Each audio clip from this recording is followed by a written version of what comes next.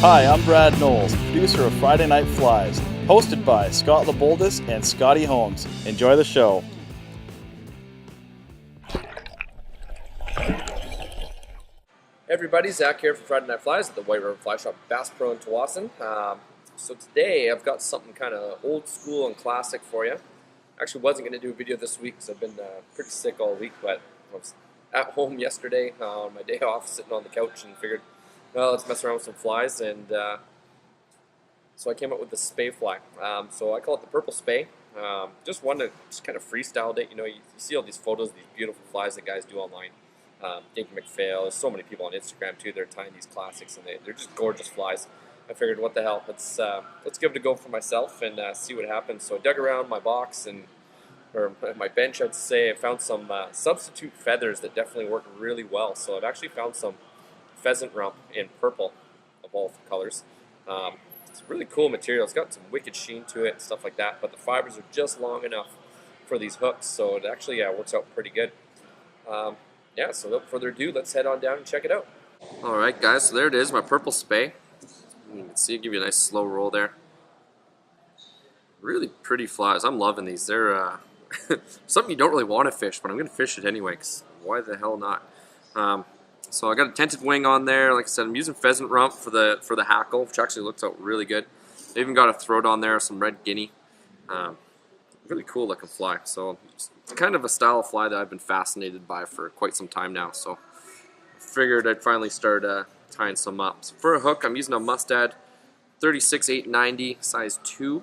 Hold that up there because it's got a big long number there. It's a 2X heavy, 3X long salmon hook. Pop that in the vise.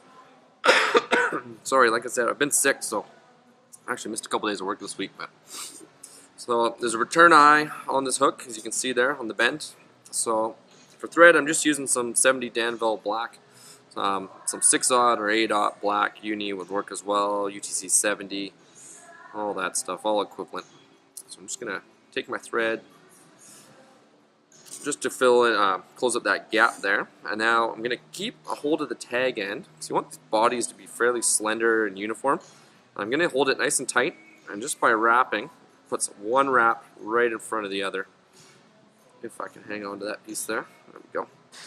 And I'm going to take this thread just past the points. I'm going to put in a little tag.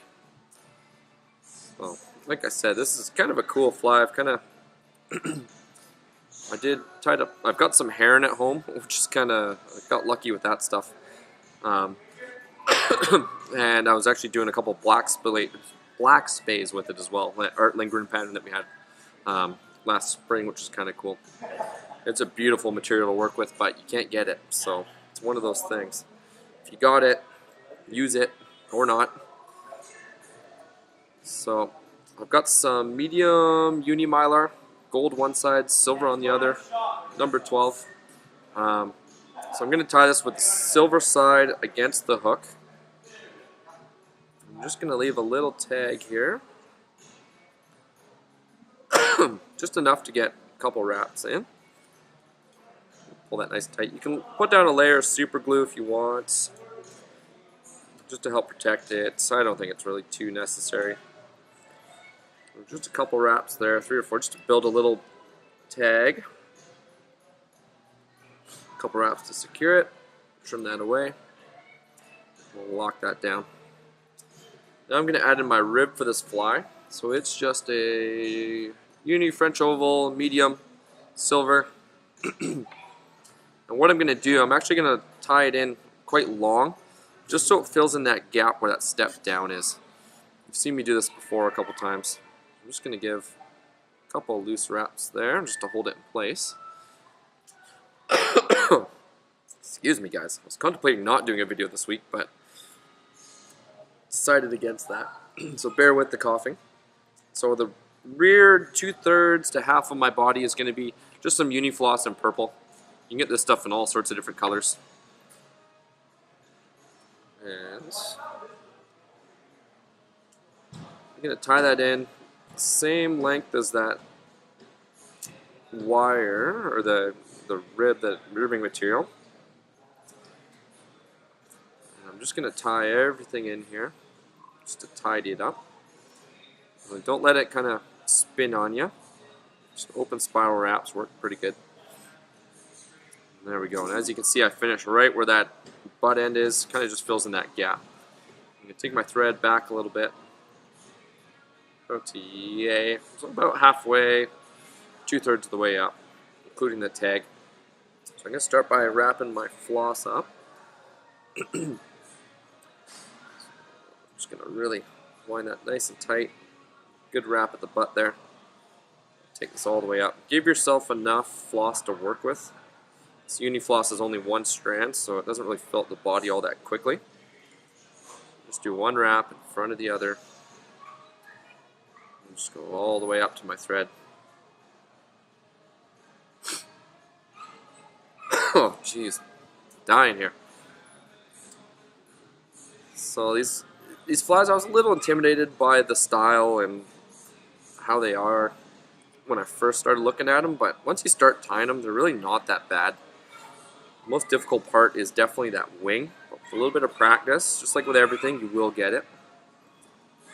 Just a couple wraps, secure that in. Again, I'm just going to trim that right to where that step is. Kind of lick my finger just to hold everything in place. Just tidy that up. Now I'm going to tie in my hackle. So like I said, it's just some purple pheasant rump. Don't know if you can get that sheerness, kind of sheeny look to it there on camera, but it's got some really nice reflective properties. It goes kind of blue and green. It's a really cool feather, so I've really had to dig through this patch to find some that are long enough for this size of hook. Like I said, it's a size 2. So I got one here that's quite long. I'm just going to tear away all the fluff here. Don't need any of that stuff. I'm going to tie this in by the tip, so I'm just going to isolate that tip. And I'm just going to pull those fibers back. Quite gentle with these, it can be quite brittle. So there we go. I'm going to tie it in by the tip. Just like so. A couple wraps forward. And I'll just trim that away.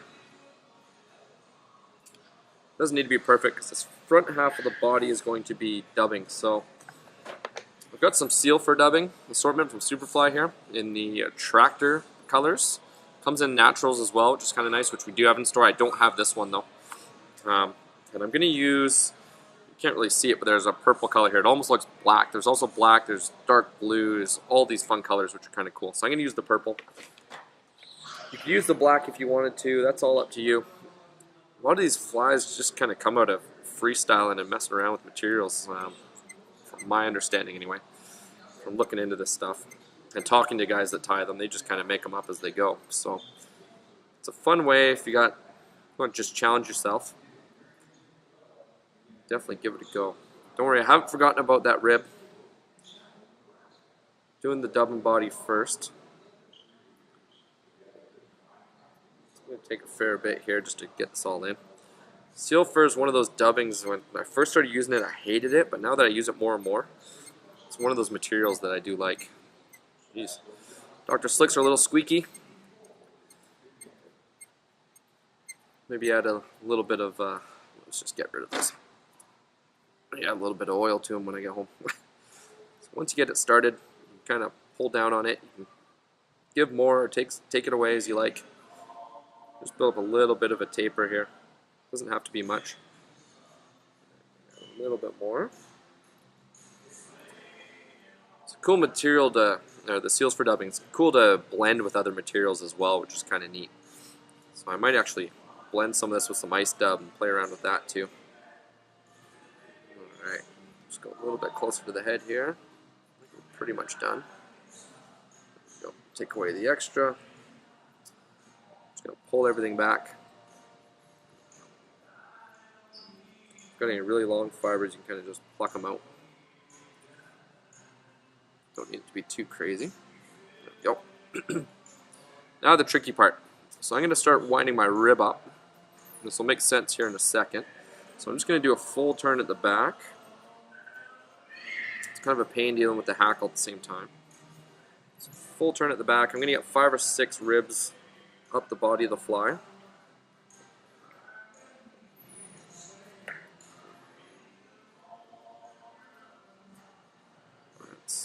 2. Just take your time. 1 right at the middle point where these sections meet. 3, 4. 1 more at the front, and take a full wrap. Just really secure that in.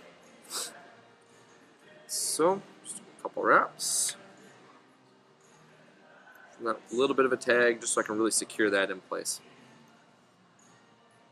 So, there we go. Now, like I said, these can be quite brittle, so instead of cross-wrapping it, like you would with normal wire and stuff like that, I'm actually just going to follow along the back side of the rib with the feather. Basically, that French oval tinsel there is actually going to help protect it. So the stem actually goes down further into the body than the rib. So if the fish bite down on it, they'll be biting the rib instead of the feather. One of those many, many tricks I learned from watching Davey McPhail videos. I'm sure all of you guys have watched him as well. Alright, so just keep stroking those fibers back. Like so. Now I'm just going to tie that in on top. A couple wraps. Now when I trim this stem, I like to leave just a little bit. That way I can really secure it in place with a few extra wraps. Like so. I'm just going to use my fingers, just kind of encourage those fibers to go back and down, especially on the top, because we're going to be putting a wing over this. Just like so. It's a little scraggly right now, but believe me, once you start fishing it, it'll definitely start going the way you want it. So for a throat here, I just got some guinea fowl, large dot, and red. Just going to take a half decent clump here. Really want this throat to be fairly pronounced, so just pull the fibers out 90 degrees, tear them away. I just like to roll them in my fingers a little bit. We're going to tie this in underneath. You know what, I'm going to grab a different feather though, it's got a bunch of cut ends there. So the length of this, I want it to be just past the dubbing body. Alright, so there's a new one. Just clean up all the fluff, don't need that. Get yourself a good clump of feathers here.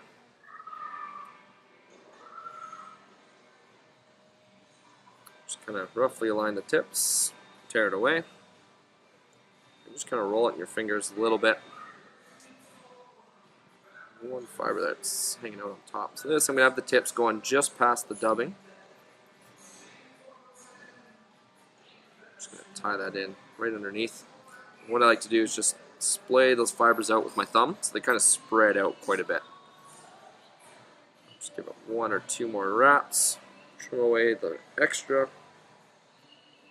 that we don't need. Alright. Just wrap back on this all a little bit there. I'm going to put an underwing on this wing, and it's just going to be some Superfly Black Fox. You can see I got a nice one here. It's actually got a nice natural curve to it. So I'm going to go very sparse with this.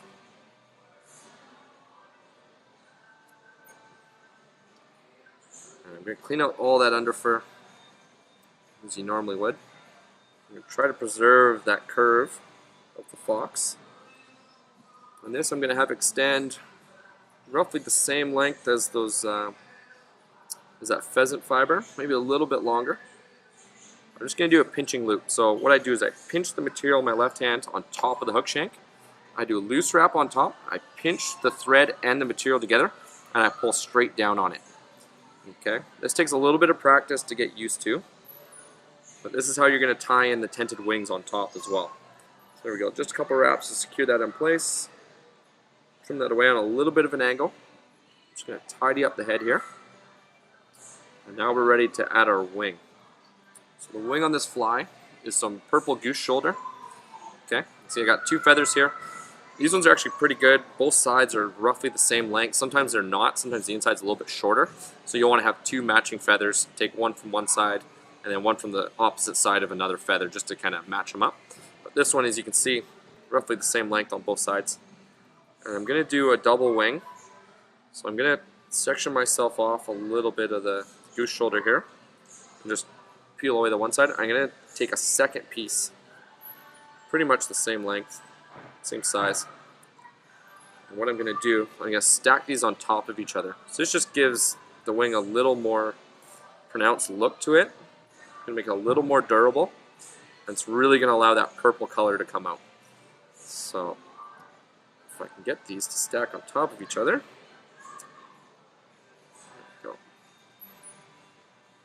There we go. So you can use goose shoulders a little bit softer than the turkey feathers I was using last week. So there we go. So I got those married up. I'm going to do one more, but with fibers from the opposite side.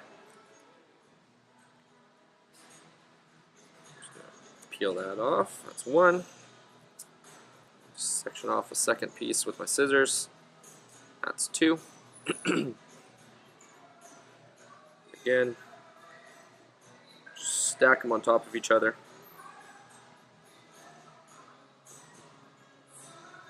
Make sure they're nice and matched up. Which they're kind of, it's fine. I've had no issues with this until you throw a camera on. Of course, that's how it always works. Beauty's a tie and live. All right, so there we go. There we go. Now I got those two married up. Now I'm just going to stack these on top of each other so that the points are going towards each other. Just like so. Hold those up.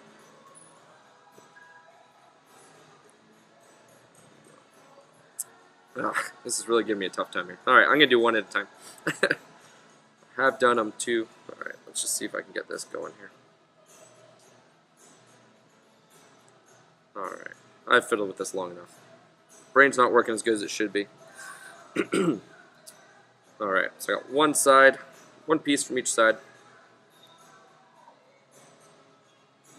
with the tips going towards each other, as you can see. Sorry if I can get that held right. There we go. Just like so. Tips are kind of touching, just so they're going the same length. And what I'm going to do, I'm going to hold this. I want this wing a little past the bend of the hook. And again, I'm just going to do another pinching loop. So I'm holding them flat currently, and now I'm going to push my fingers along the side. This is going to have them standing up right now. And again, I'm going to do a pinching loop. So I got them. I'm going to pinch everything together, and I'm going to pull straight down on it. And that's going to set my wing roughly how I want it. I'm trying to encourage these to lay a little flatter, just like so. Alright, now I'm going to do my other set.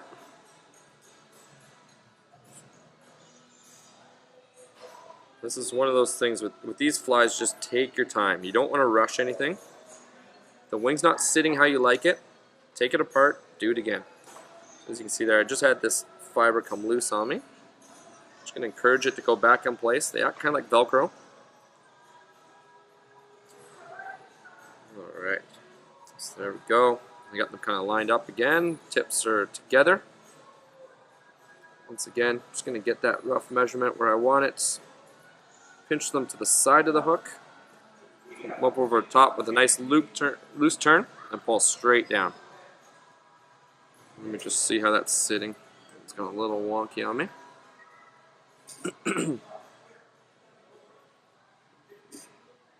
There we go. That's sitting exactly how I want it. One or two more wraps just to secure that right in place. Just kind of encourage it to sit how you want it. If it's a little high, it's not a big deal. As you fish it, they're going to start to fold down on you a little bit. I'm going to trim that the size of the head. I'm just going to tidy that all up. Really clean up those butt ends. Create a nice clean head. Just like so. Just make sure that's still sitting okay, which it is. Now I'm just going to take my whip finisher, finish this off. Just one whip finish will do, because this is a multiple step process here. I'm just going to trim away that loose fiber there. Now I'm going to take some Superfly Superlac head cement, and I'm going to add a coat of this around the head. You can use the UV resins if you want. I find this actually gives a really nice sheen to it, and it's not going to fade on you, which is nice. This is just a clear head cement. You can definitely use the black if you want to. Be careful not to get on any on the fibers. So that's one coat. I'm going to probably do 4 to 6 coats, depending on how it's taking. And that's going to be the finished fly. Gives a nice shiny head. There you go, guys. So that's the purple Spey. Nice little slow roll. I could fiddle with that all day. Alright, let's head on up and sign out. Alright guys, there you have it, my purple Spey. Sorry for all the coughing fits and all that stuff, and the technical difficulties on those wings, but you know what, practice makes perfect. It's one of those things. I'm just starting to play with them. It's getting them to sit just right is kind of tricky. So take your time. You don't have to double stack them right away. That's something that I've been kind of playing with. It's just getting used to these different materials, right? So goose shoulder is super cool. Comes in a variety of different colors. I picked these up at Pacific Angler actually. I got them in orange and nice silver Dr. Blue as well, which is just a beautiful color. So I'm probably going to do blue Spey at some point too. But yeah, I hope you guys enjoyed. Hopefully it gives you some kind of tips on how to tie these flies. Like I said, they're really not that difficult. It's just practice. That's all it is. So tie some up. Let us know what you think. Hope you guys enjoyed, and we'll see you next week.